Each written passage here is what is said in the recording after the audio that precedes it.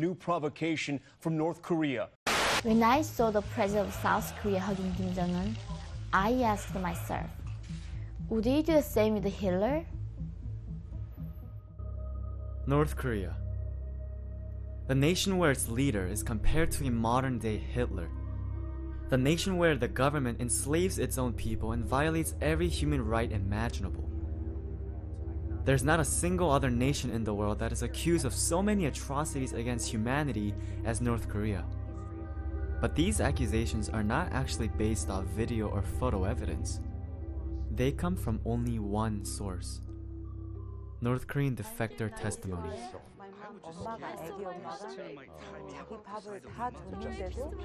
These testimonies are heard all around the globe and tell the world how terrible it is to live in North Korea.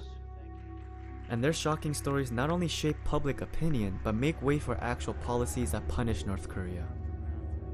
But questioning anything defectors say seems unreasonable, because these are actual people from North Korea. Who else would we listen to if not them? Why would they lie? Because behind the scenes of all defector testimonies that demonize North Korea is a world of lies that is very well hidden. So I traveled to South Korea to see a glimpse of the world behind defectors we don't see in the media. I first talked to attorney Chang Kyung-uk, who has extensive experience dealing with South Korean intelligence and North Korean defectors. 저는 이제 민변에 2000년도에 가입한 이후로 시국 사건이라 해서 국가보안법이라든가 집시법 위반, 뭐 여러 가지 이 집회 시위 과정에서 발생하는 또 법률들이 많이 있습니다. To understand South Korean politics, we must first understand the National Security Act. The National Security Act was first enacted in 1948 under the Lee regime to legalize the oppression and killing of anyone who spoke out against the American occupation or the right-wing government it propped up. This law enabled the South Korean government to arrest anyone and everyone who spoke out against the government under the charge of being a communist. Today, this same law is used to suppress any truthful dialogues about North Korea and to red bait anyone or any organizations that are pro-reunification.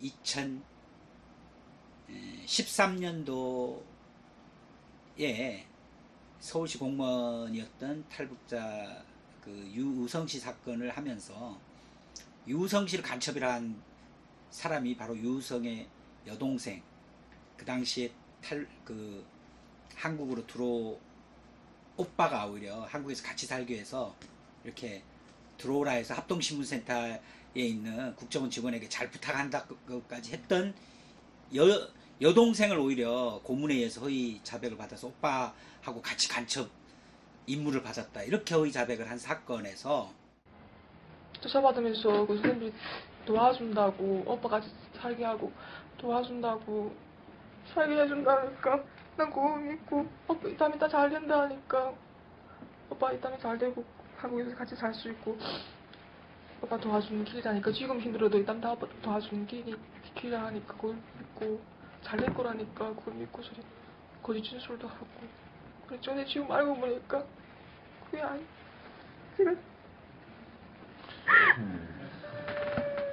그 당시에 허위 자백이라는 것들을 밝힐 결정적 증거를 그 이사를 연변으로 이미 북을 나와서 연변에 있었던 그 유우성 씨의 집 연변을 찾아가서, 이게 회령 집에서 벌어진 일이 아니라 다 연변에서, 그러니까 연변에 있었던 당시를 회령에서 있었던 일로 허위 자백한 걸 다 밝혀버렸습니다. 그래서 증거들이 아이폰 같은데 뭐 유우성 씨가 회령에 들어와서 집에서 뭐 가족 사진 등을 아이폰으로 찍었다, 이런 식의 허위 자백을 그 아이폰의 위치 이런 걸 다 분석을 해봤더니 연변으로 나와요. 그 찍은 게. 그런 식으로 해서 객관적인 자료가 나오고 하면서 지금도 국정원이 간첩을 조작하고 있고 고문을 하고 있구나, 이걸 2013년도에 밝혔습니다. 그러면서 또 12명 종업원들 로부터 저희가 북의 가족들로부터 위임을 받아서 그 북의 가족들이 저희한테 끝까지 돌아오는 그날까지 끝까지 저희가 최선을 다해주길 바라는 그 마음을 알기 때문에 저희가 여종업원들 문제 해결을 위해서 또 요즘은 바쁘게 열심히 활동을 하고 있습니다. 12 North Korean restaurant workers and their manager made news in 2016 by defecting to South Korea. The NIS said that these girls defected on their own free will and accepted them based on humanitarian grounds. This same restaurant staff made news in recent months again when the manager who led the 12 young girls to South Korea revealed that he actually tricked the girls to defecting. But even after the manager stepped forward to announce that the NIS bribed him to kidnap the 12 girls, the NIS still has not returned the girls to their homes and families in North Korea. He walked me through the process in which the South Korean intelligence manufactures spies out of defectors. These spies are then used as propaganda tools to justify the constant fear-mongering and the National Security Act.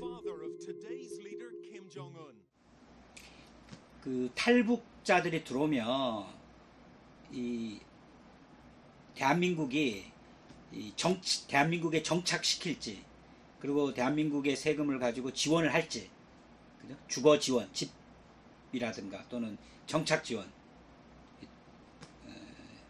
돈을 정착 처음에 없으니까, 아무것도 없으니까 지원할지, 이런 것들을 조사를 합니다. 조사를 하는 게 지금 합동신문센터고, 이 합동신문센터가 지금은 조금 바뀌어졌다더라고요. 지금은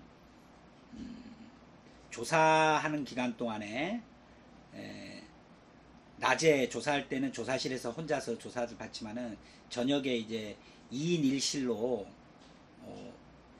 생활한답니다. 그러니까 지금은 그런 면에서는 좋아졌는데, 예전에는 누구나 조사동에 가서 조사받는 기간, 짧게는 일주일, 길게는 6개월, 뭐 한 3개월 이상 됐다 그러면 전부 다 가짜 간첩이에요. 간첩이 되는 거예요. 거기서 무슨 혐의가 있다 이래서 독방에 가둬놓고 3개월 이상 길어지고 하다 보면 사람이 거의 이제 뭐 수사관들이 하자는 대로 다 하게, 허위자백하게 되는 건데, 이 어떤 곳에 가두냐면 비밀시설 같은 그 합동신문센터 산속에 위치돼 있고, 언론도 가면 카메라 꺼 그러고 이렇게 막 무시무시한 장소에 막 철조망 쳐놓고, 지금은 철조망 없어졌는데 제가 처음 갔을 때는 무시무시한 그런 곳에 탈북자들의 임시 거처라고 하면서, 처음에 오니까 집이 없으니까 임시 거처라고 하면서 보호해 준다고 그러면서 그런 어떻게 보면 중감금 시설에 감금해 놓고 있더라고요. 그러니까 거기가 간첩 조작 공장이 된 거예요. 예전엔 독방에 가뒀어요. 달력도 안 줬어요. 그리고 외부 일체 접촉 없이 수사관들하고만, 그러니까 그 조사를 하는데 수사관들이 뭐 반말 쓰고 온갖 희롱하고 뭐 수사관들한테 잘 보여야 되는 거고, 뭐 그런 식의 탈북자들이 조사 과정이 아주 비인간적으로 됐었는데, 그 과정을 맞춰서 간첩이 아니라든가 조선족이 아니다, 화교가 아니다라는 거를 이제 검토를 마친 후에야 이제 정착 지원, 정착 교육 시설.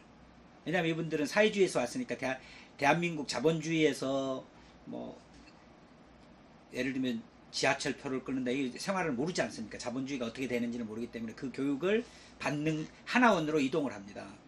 거기 도서관에 가면 무조건 북에 어떻게 보면 지도자를 비난하는 책들로 막 가득하게 있고, 방영하는 것도 무조건 이분들이 기존에 배웠던 교육이나 이런 거하고 다른 얘기로만, 그래서 그분들의 어떻게 보면 문화적인 제노사이드다.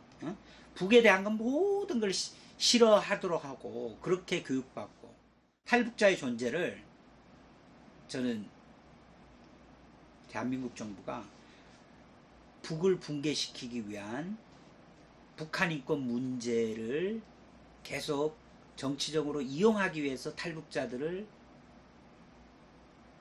마치 환영하는 것처럼, 자유를 찾아서 오는 것처럼 이렇게 연출하기 위해서 이런 탈북자들을 뭐 브로커를 통해서든 여러 가지 방법으로 끊임없이 한국으로 들어오도록 한 거고요. 그리고 그 들어온 탈북자들을 통해서 또 북의 휴멘트 정보라 해서 진실되지도 않아요. 탈북자들 중에 얼마나 또 거짓 정보를 많이 제공했습니다. 그러니까 정보 수집으로 이용하는 거죠, 또 탈북자들을. 그리고 또 간첩으로 만들어서 또 이용하는 거죠. 북에 대한 반북 활동에 탈북자를 이용하고 북의 휴멘트 정보를 입수한 그 정보 대상으로 이용하고 그다음 간첩 조작 대상으로 이용하고. After learning about the dark process for all defectors once they arrive in South Korea, I wanted to hear from some defectors of their stories. One thing I need to point out is that these defectors had nothing to gain from what they told me on camera. They simply took time out of their busy schedules to tell the truth about their home country. Mr. Choi and Mrs. Kim Ryun-hee have very different stories. They came to the South in different times, and they came for different reasons. 저는 평양 사람이고요. 69년도에 태어나서 지금 현재 북쪽 나이로 49살이고요. 북에는 아버지, 엄마, 남편, 딸 이렇게 제 가족이 있고요. 제가 여기 2002년도인가 그때 왔어요. 뭐 어전 한 15년 되지. 그래갖고 지금까지 여기서 그냥 살고 있어요. 북에서 와가지고. 2011년도에 해외여행을 나옵니다. 각 나라 사람들은 해외여행을 나갈 때면 자기 나라 여권을 받아가지고 여행을 가는 거죠. 저도 조선민주주의 인민공화국 여권 받아가지고 중국에 해외여행을 나가게 돼요. 중국에 저희 사촌 언니인 조선족으로 살고 있는 언니가 있어요. 그래서 해외여행할 겸 언니네 집에 친척 방문도 할 겸 그래서 갔다가 전문 인신매매를 하는 브로커들이 있습니다. 이 사람한테 속아서 북의 여권을 빼앗기고 번이 아니게 남쪽으로 끌려오게 돼요. 2002년도에 왔고, 내가 온 계기는 그냥 그래요. 그냥 그쪽에서 생활을 잘 못했으니까. 그래 가니까 사람이란 게 대부분 뭐 여기 탈북자들이 온 사람들 중에서 뭐 배고파서 넘어온 사람들도 있고, 뭐 내 자신 같은 거는 뭐 구태 배고프다기보다도 물론 그때는 다 어려웠으니까 다 그런데 근데 뭐 내가 그래서 생활을 잘 못하고 이러다 나니까 뭐 그쪽 주변에서 듣는 소리도 있고 해서 한번 중국이나 가보자, 돈이나 좀 벌어보자고 소리. 그리고 중국 쪽으로 넘어갔지. 넘어갔다 보니까 그쪽에서 브로커들한테서 들으니까 뭐 여기서 한 2, 3년 벌면 큰 돈 벌 수 있다 해서 뭐 그러고 뭐 여권 만들어갖고 넘어온다 했지. 그래가지고 넘어온 거예요. 그러니까 지금까지 이렇게 있네. 그렇게 됐어요. 남쪽에 오자마자 저는 국정원 덕방에 갇히게 됩니다. 그래서 그 국정원 사람들한테 나는 이 브로커한테 속아서 잘못한 사람이다. 난 내 고향에 가야 된다. 이 남쪽에서 살 이유가 없다 하고 계속 하소연하죠. 그러다가 덕방에 있으면서 한 달 동안을 제가 단식 투쟁을 합니다. 밥을 안 먹고 막 난 빨리 보내달라 하지만 끝내 이 사람들은 저를 보내주지 않아요. 보내주지 않고 한 3개월 정도 가다 놨다가 대한민국 국민으로 살겠다는 서약서 한 장만 써라. 너 이거 안 쓰면 죽을 때까지 여기서 나갈 수가 없다. 설사 내가 국정원에서 죽는다고 해도 그걸 알 수 있는 사람은 세상에 단 한 명도 없을 것이다. 이렇게 강박을 하고 협박을 하죠. 그때만 해도 국정원 덕방에 갇혀 있을 때만 해도 저는 뭐 분단, 저국, 뭐 이런 민족 이런 게 별로 저한테 큰 의미가 없었어요. 별로 관심이 없었고요.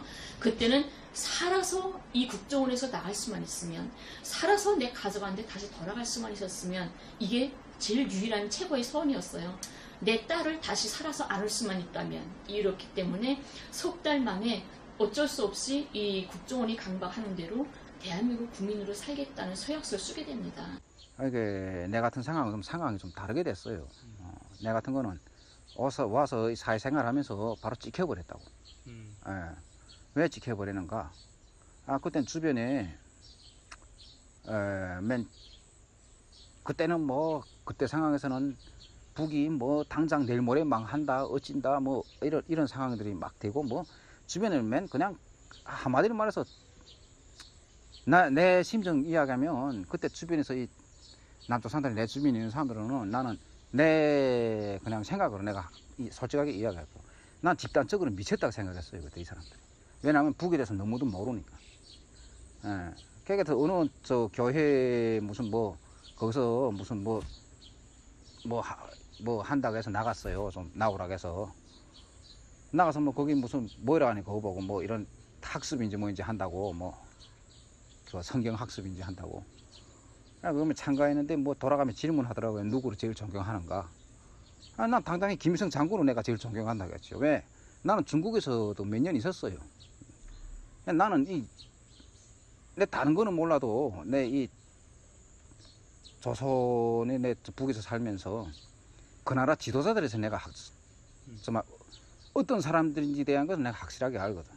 중국에 있으면서도 나는 중국에서 나오는 책들을 내가 조선 언어로 번역된 거 내가 많이 봤어요. 김일성 장군이라는 분이 어떤 분인가 내가 거기서 확실하게 알고 있었고. 당연히 그렇게 말할 수밖에. 나도 조선민족인데. 그런데 그걸 이놈들이 가서 그 경찰에다 꼬장한 거지. 그러니까 나는 여기서 그러니까 이게 특별 대상 관리다 이렇게 돼버린 거예요. 내 같은 사람은. 그러니까 여권 신청해도 여권이 안 나와요. 그래서 인터넷에다가 글을 좀 올렸지. 그렇지 않다는 걸로. 너희들이 잘못 생각하고 있다. 그리고 김일성 장군은 어떤 사람인지 내가 그래서 북의 말이 너희들이 믿기 싫으면 믿지 마라. 그러면 중국이나 아니면 일본 놈들조차도 김일성 장군에 대해서는 올바로 썼다. 그놈들 간홍기록이라는 게 있어요. 김일성 장군에 대해서 쓴 게. 근데 이거 맞아 와보니까 가짜 김일성이 뭐요. 일본 놈들 자체도 북의 김일성을 그쵸. 김일성 장군에 대해서 그대로 그렇게 다 썼거든요. 대단한. 솔직히 말해서 생각해 보세요. 아니 일본 놈들이 개노릇 하던 애들이 호요하셨는데 그 김일성 장군님이나 항일 투사들은 영하 40도로 오는 데서 나는 그 중국에 있으면서 내 겨울에 거기 지냈어요. 영하 30도만 돼도 바깥에 나가기가 싫어요. 그런 산 속에서 싸우시던 분들이라. 그런 사람들이 세운 나라고. 그러면 그런 나라 사람들이 거짓말 하겠어요. 이 매국노들이 거짓말 하겠어. 당연히 매국노들이 거짓말하지. 그러니까 나는 그런 이야기를 쓴 거예요. 그리고 내가 와서 느낀 점을 내가 이야기했지. 북에서 가르쳐준 게 다 사실이었다고. 거짓말이 아니었다고. 남한에서 사실 내가 느낀 게 그건 거예요. 북에서는 절대로 거짓말 안 한다는 거예요. 왜냐하면 생각해보자. 거짓말로 지나온 역사를 이렇게 쭉 돌이켜봐도 어느 나라 세계 역사를 우리 놓고 봐도 인민들한테 거짓말한 나라는 오래 못 갔어. 망해요. 인민들을 상대로 거짓말하면. 아니 북이 무슨 완전히 무슨 폐쇄된 사회가 어디 사람 한 명도 안 내보내요. 외국으로 이 합작 그런 걸 해서 외국에 그렇죠. 노동으로 나가는 사람들도 한 해 몇만 명씩이에요. 그 사람들이 만약 거짓말로 한 해도 나가 보니까 북의 말이 다 거짓말이라면 싹 다 달아나지. 거기 남아있을 사람 누구 있어. 북에 또 자지간 어쨌든 내가 그래서 그 글을 좀 썼는데 그게 국가보안법으로 걸린 거예요. 그래서 들어가서 깜빵 생활도 좀 했고. 또 그걸 써주게 됐던 원인이 다른 데서 들으니까 탈북자들이 남쪽에 오게 되면 이제 국정원을 나가게 되면 사회에 나가서 6개월만 있으면 대한민국 여권이 발급됐다고 합니다. 여권을 받으면 뭐 중국이든 어디든 마음대로 갈 수가 있겠죠. 그래서 그 여권을 받아서 나는 중국으로 해서 다시 내 고향에 돌아가야 되겠다. 그게 유일한 방법이었어요. 국정원에서 저를 안 보내주니까 이제는 여권 받아서 멀리 가는 방법밖에 없겠구나. 그래서 그때 서약서를 쓸 때 그 심정이었죠. 내가 살아서 내 엄마 아빠 내 딸한테 다시 돌아갈 수만 있으면 그 서약서 100장 1000장이라도 써주면 내가 써줄 수 있겠다. 살아서만 갈 수 있으면. 그래서 써주게 됐던 거죠. 그래서 밖에 나와가지고 6개월을 기다립니다. 그 여권만 나오기를. 6개월 된 다음에 구청에다가 여권을 신청을 해요. 여권이 안 나와요. 왜지? 하고 한 1년 정도 다시 기다리고 또 신청을 합니다. 했는데 여권이 안 나와요. 또. 그래서 왜 그러냐고 물어보니까 국정원에서 돌아오는 대답이 당신은 처음부터 북으로 돌아가겠다고 했기 때문에 여권을 해주면 나중에라도 북으로 도망갈까봐 여기에 있는 한 절대로 여권이 발급될 수 없다. 이런 대답이 들어와요. 그때 저는 참 막막하고 하늘이 무너졌고 이 지구상에 세상에 이런 게 존재할 수 있구나. 해외에 있는 자기 나라 국민이 아닌 해외에 있는 사람을 남의 사람을 이렇게 유인해서 납치해다가는 덕방에 가두고 강제로 서약서를 받아내고 강제로 자기 나라 국적을 지어주고는 나중에라도 북으로 자기 고향 가져간데 도망갈까봐 이 7년 세월을 여권을 안 해주는 이런 세상이 정말 존재하는구나. 이게 너무 슬프고 힘들고 이거 사람 사는 세상인데 이 사람들도 인간이고 가족이 있는데 나를 바라보면서 미안하지 않을까. 어떻게 하루아침에 엄마한테서 딸을 빼앗고 딸에게서 엄마의 사랑을 빼앗는 이런 천추에도 하지 못할 잔인한 짓을 하면서도 정말 미안하지 않을까 이런 생각으로 너무 힘들었죠. 그때부터 저 여건이 안 되고 하니까 어쩔 수 없이 불법을 하기 시작했어요. 밀항을 시도했죠. 이제는 내가 혼자 힘으로 가야 되겠다. 그래서 밀항을 시도했는데 날짜까지 다 잡았는데 2,500만 원 내라고 하더라고요. 밀항하는 연비를. 그때는 돈이 정말 없어가지고 포기가 됩니다. 저는 밀항 시도하고 위조 여권 만들다가 이렇게 드러나서 재판까지 걸리고 보니까 나는 혼자서 뭔가 할 수 있는 게 전 아무도 없구나. 할 거는 다 했다고 생각을 했어요. 더 이상 내가 생각할 수 있는 요건이 없더라고요. 모르니까 남녀의 법과 문화를 물어볼 사람도 없고. 그래서 그 다음에 재판 날짜 잡히고 하면서 포기가 됩니다. 타락하게 돼요. 난 이제 이왕 이젠 이렇게 경찰한테 조사받는 거면 이젠 돈은 갈 길이 없겠구나. 나는 포기해야 되겠다. 가정한테 못 들어가겠다. 근데 내가 가족을 영원히 만나지 못한다면 차라리 그 아픔을 안고 내가 살아가기는 너무 무섭고 힘들다. 차라리 죽자. 이렇게 생을 아예 버리게 됐어요. 그래서 절피람이라는 수면제로 60알을 순간에 먹습니다. 근데 그때는 경찰들이 밀착 감시를 하기 때문에 하룻밤이라도 불이 꺼져 있고 불이 안 켜져 있으면 우르르 제 집에 올라와서 문 열고 들어와서 뭐 하나 지켜보는 이런 상황이었어요. 그 정도로 저는 아무도 보호할 사람도 없었고 대변해줄 사람도 없었고 어제 경찰들이 자기 마음대로 주물 수 있는 이런 정말 가벼운 이런 사람이었죠. 그날도 약 먹고 쓰러졌는데 경찰들이 불 꺼져 있으니까 올라와서 쓰러져 있으니까 119 차를 불러서 병원에 실어갔죠. 하루 만에 의식을 차립니다. 정신을 잃었다가. 근데 그 약물 중독으로 해서 제가 20일 동안을 하반신 마비를 걸려요.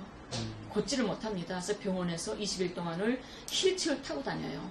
20일 만에 다시 태어나서 집으로 왔는데 내가 죽지 않고 살아서 집에 나왔다는 게 나를 용서할 수가 없었어요. 왜냐하면 살아서 가족을 구리는 마음으로 살아서 견뎌갈 힘이 나한테는 없었기 때문이죠. 그래서 다시 죽자. 난 아무래도 죽어야 된다. 살아서 살 힘이 없다 해서 면도칼로 그 태어난 그 다음 날로 다시 덕맥을 끊습니다. 이게 수술자리인데요.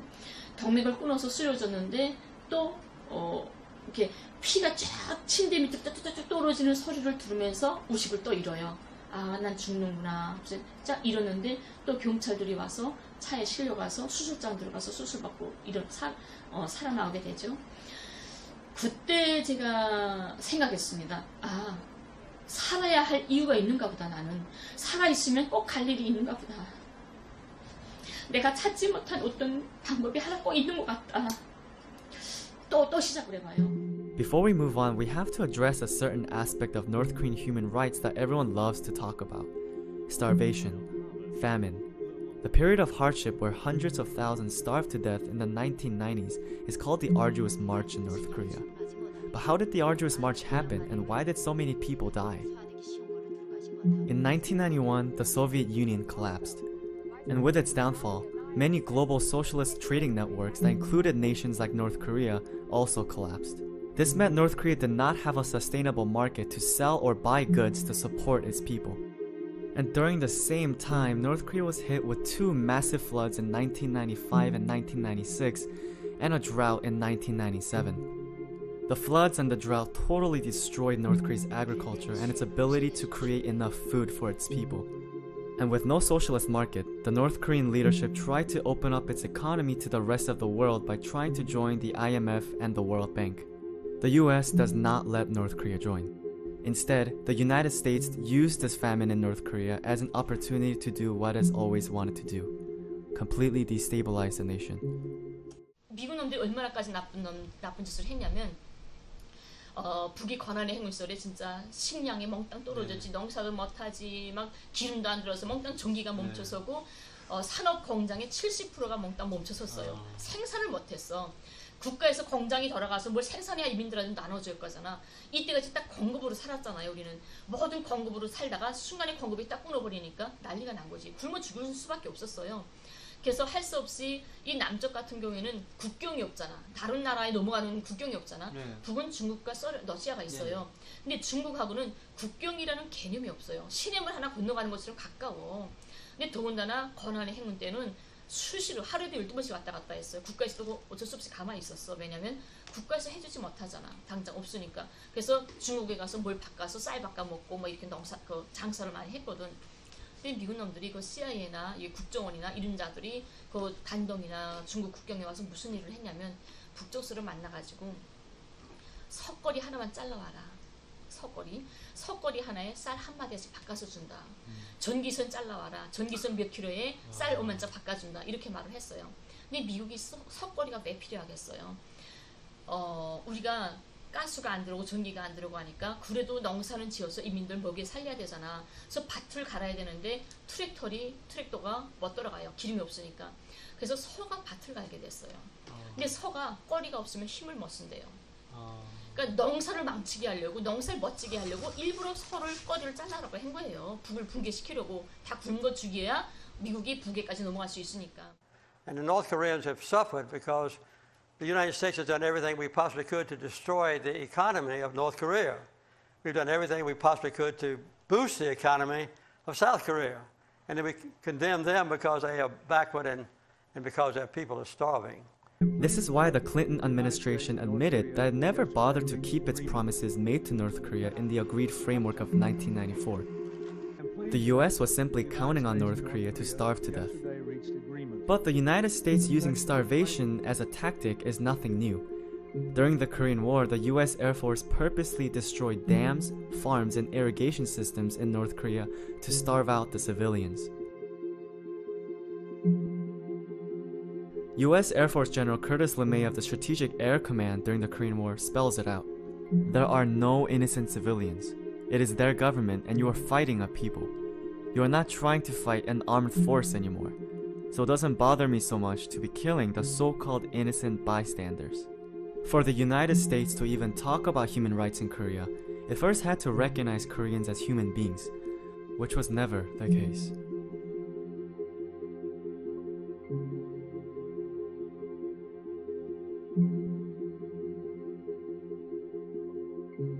And with that in mind, let's go back to the hottest question, the question of human rights in North Korea.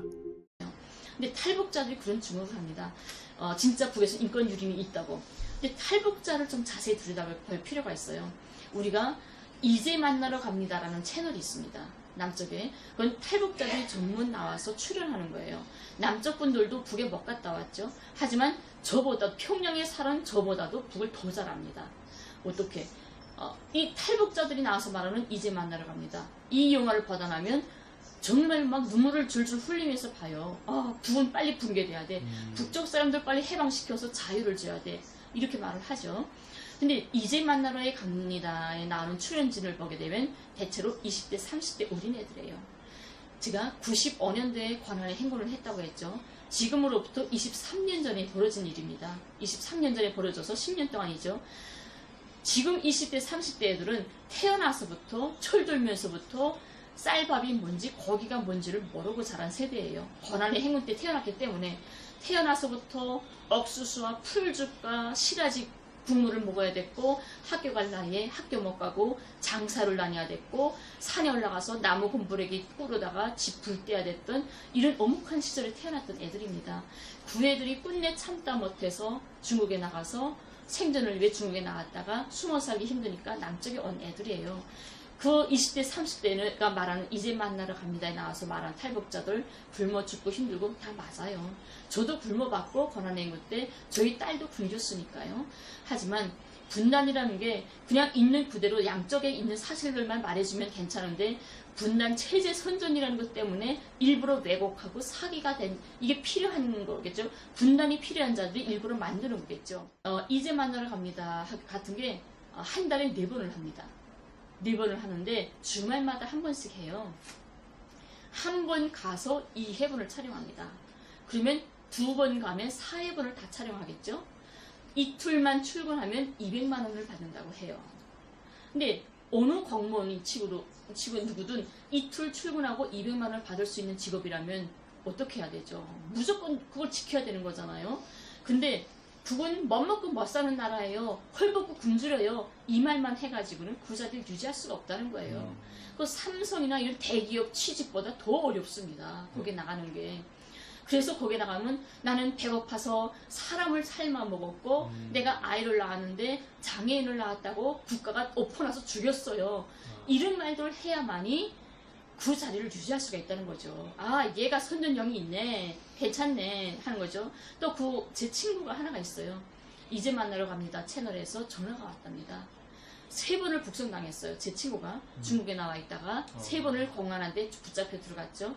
근데 이걸 다 아니까 전화 와가지고 이제 만나러 갑니다. 좀 출연할 수 없냐. 3번을 북송당했다는데 북송당했다는 그 이야기 좀 해주면 된다 그러더래요. 그래서 내 친구가 그랬어요. 아, 나는 이제 만나러 갑니다에 나오는 애들이 어느 나라 말을 하는지 모르겠다. 나는 3번을 북송당했지만 그 사람들이 하는 말을 난 한 번도 겪어본 적이 없다. 난 어디의 말을 하는지 모르겠다. 이렇게 말했대요.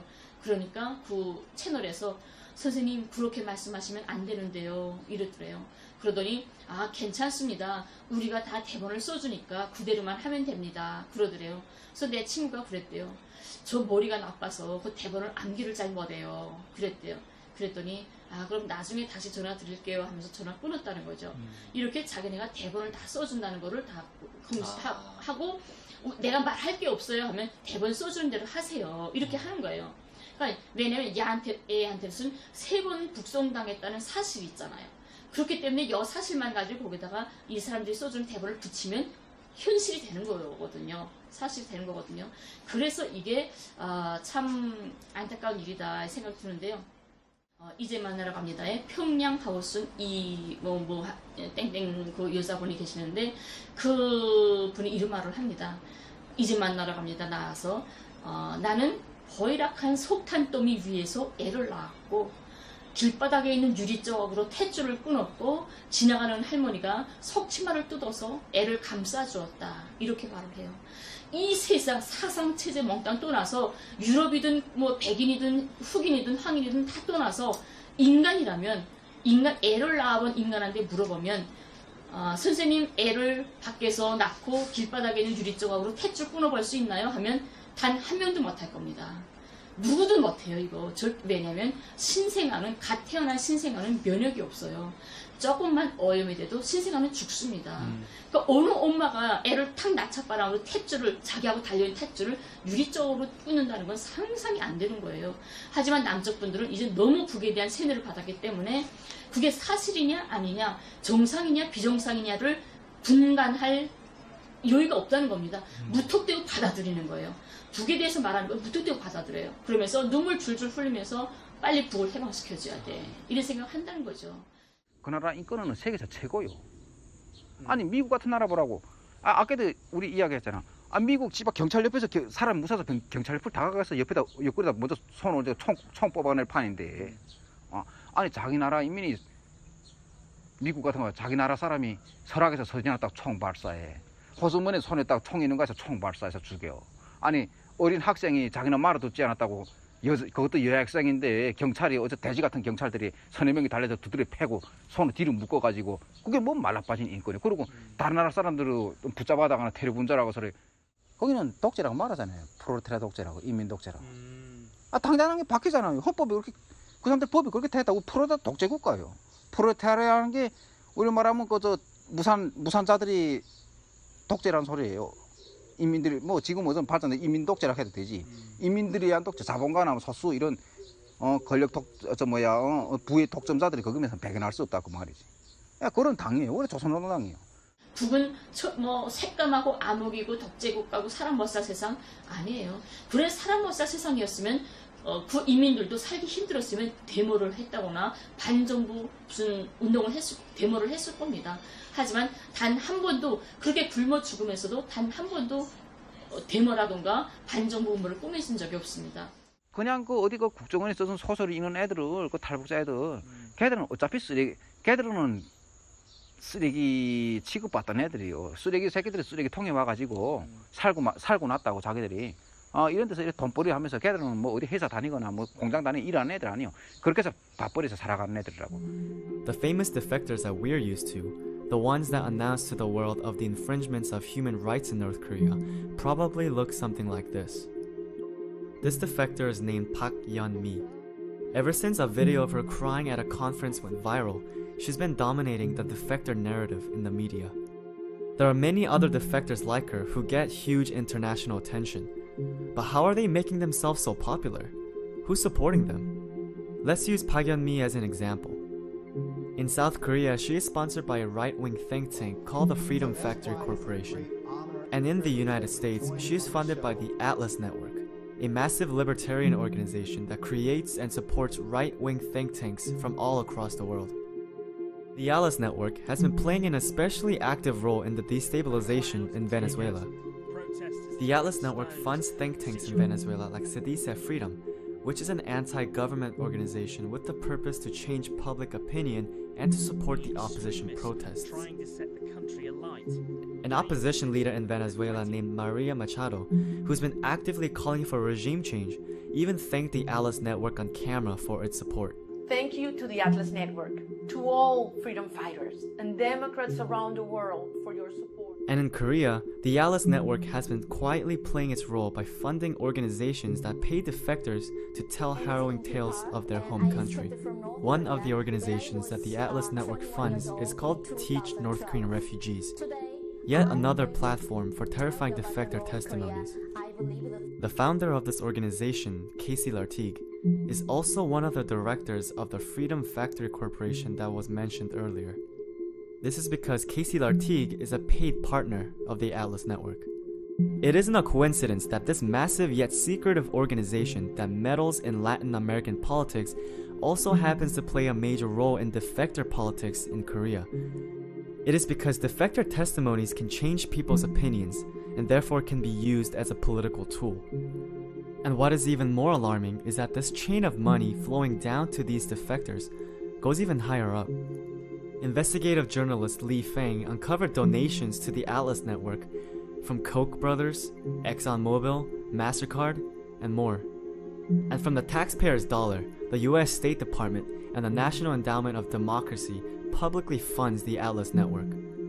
Currently in South Korea, defectors are paid almost $1 million for their testimonies, with more cash for more dramatic stories. North Korean defector testimonies are not valued by truthfulness, but rather their ability to change the global opinion of North Korea, thereby creating support for anti-North Korean policies. And this is why I made this project, because year after year, the people in power spend millions of dollars to make sure we get anything but the truth when it comes to countries like North Korea. I'm hoping that what Mrs. Kim and Mr. Choi said will inspire people to ask questions for themselves.